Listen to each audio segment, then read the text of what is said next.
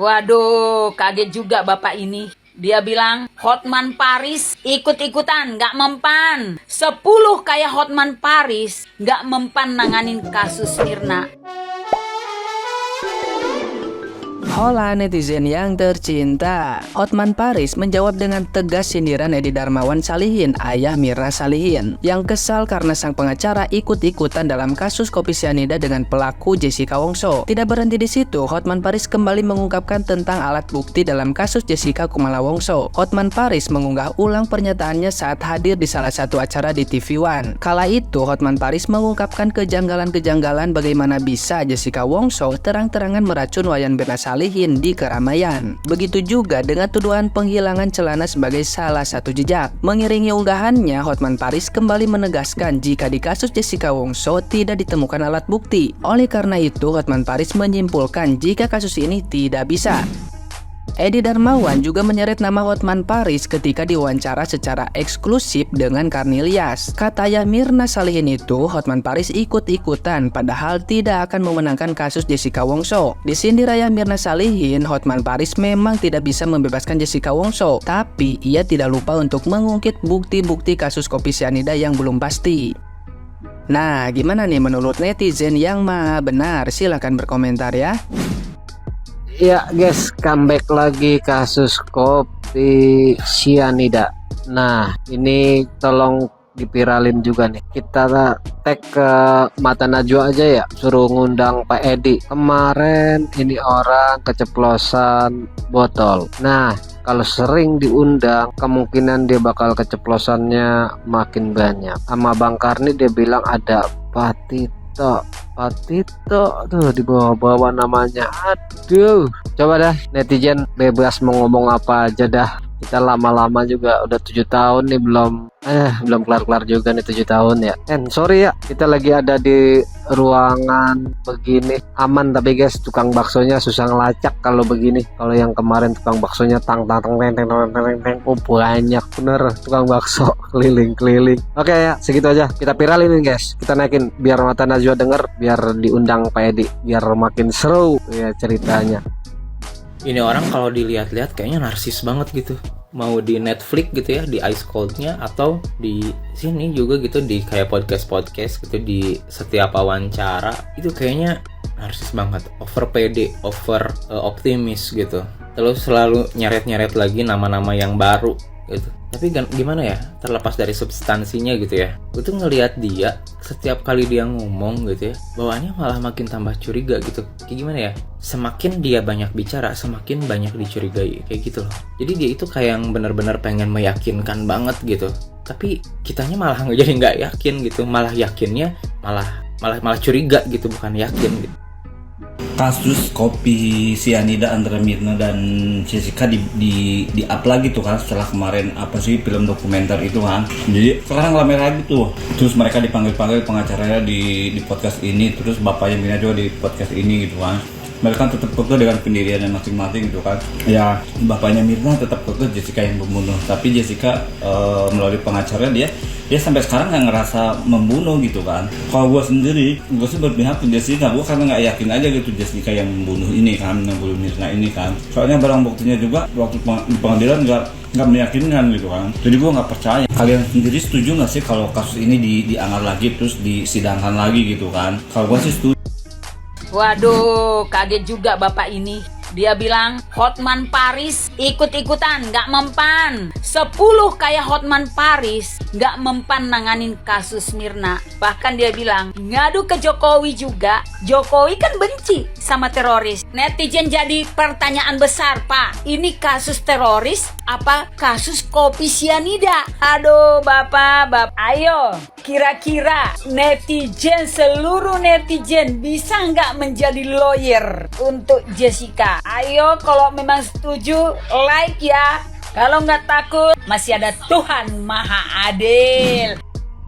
Dalam kasus Mirna ini, saya sebagai penonton ya, yang sering nonton di TV. Sebenarnya yang membuat kesal itu bukan Jessica-nya ya, tapi pengacaranya ini terlalu berbelit-belit dalam kasus ini untuk menuduh seseorang yang meracun itu si Mirna. Padahal kalau secara teori, si Mirna itu tidak diracun oleh siapapun ya. Sebab saat kita minum kopi, kita dimasukkan saja kopi itu racun tikus. Pasti baunya itu akan berbeda dan aromanya itu akan enak ya. Dan kopi itu diminum tidak langsung diteguk seperti minum air kemasan yang lainnya. Pasti sedikit-sedikit gitu. Kalaupun ada racun, pasti dia keracunan dulu sampai 1 hari atau 2 hari baru meninggal, nggak sampai 1 jam baru meninggal ya. Dan dia pasti akan dibawa ke rumah sakit dulu karena minumnya itu sedikit kalau minum kopi itu. Dan juga pasti kalau cyanida itu pasti enak banget ya, nggak mungkin dia langsung minum begitu saja kopi yang aromanya enak itu. Jadi bisa disimpulkan sebenarnya ini adalah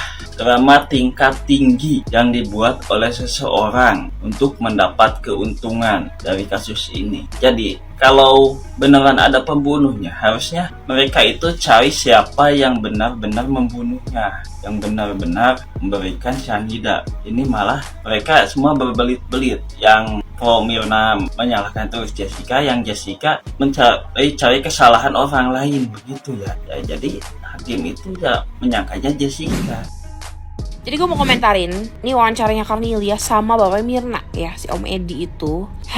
Inilah ekspresi Bapak Karni ini ya, ini udah sama ekspresi gue waktu nonton si Bapak Mirna itu bacot. Kayak gimana ya? Kayak bingung gitu loh. Kayak dari awal sampai akhir yang lu omongin itu lu kayak mengada-ngada, lu kayak mengarang indah. Ya ampun, kayak otak itu kayak nggak ada gitu loh. Udah jelas-jelas buktinya nggak jelas. Udah jelas-jelas dalam tubuhnya Mirna itu tidak ada cyanida sama sekali. Itu sudah dibuktikan oleh orang yang meneliti cyanida. Jadi lu sok pinter, sok ngomong di dalam tubuhnya ada cyanida. Lah, dokter yang menangani dan meneliti cyanida aja bilang di tubuhnya Mirna itu tidak ada cyanida. Lu sok pinter amat lu bilang ada cyanida, mati diracun. Nah, lu lihat tuh si Karni aja sampai garuk-garuk kepala. Gue yakin banget tuh dia pas lagi wawancara itu di dalam hati dia, anjing nih orang ngapain sih, gak jelas banget. Ngomong apa nih orang, ada ditanya A jawabnya C, bukan B lagi, C, D, ditanya B jawabnya Z. Gak nyambung sama sekali gitu loh. Gak ngerti gue. Setelah gue nonton wawancaranya dari Corbusier dan juga Dr. Richard Lee, itu gue yakin banget bahwa Jessica itu tidak bersalah. Karena ada sesuatu yang ditutupi antara bapaknya Mirna atau si Krishnamurti itu ya.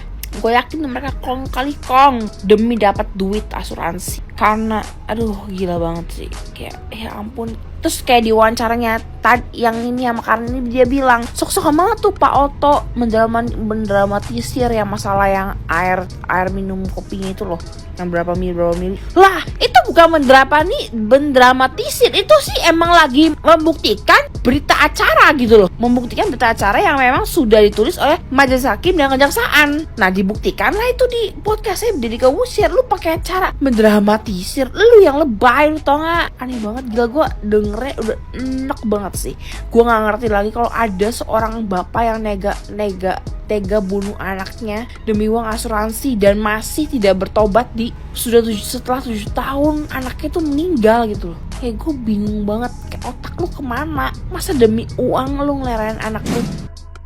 Yuk bisa yuk para podcaster, para stasiun TV, interview aja terus nih bapaknya almarhumah Mirna nih. Interview terus. Kayak, Pak, kamu tuh sadar gak sih, semakin sering kamu buka mulut, semakin kamu gali kuburan kamu sendiri, tau gak? Dari gue nonton di Ice Cold, terus nonton interviewnya ya, dan nonton juga interview ahli forensik sama pengacaranya tuh Pak Otto Hasibuan ya, udah makin janggalnya kelihatan banget jelas. Pakai nyuruh-nyuruh kita udah kagak usah beli Netflix, jajan aja di Gojek. Ih, sampai lu nyuruh-nyuruh. Ya siap, udah lanjut aja terus interview yang banyak.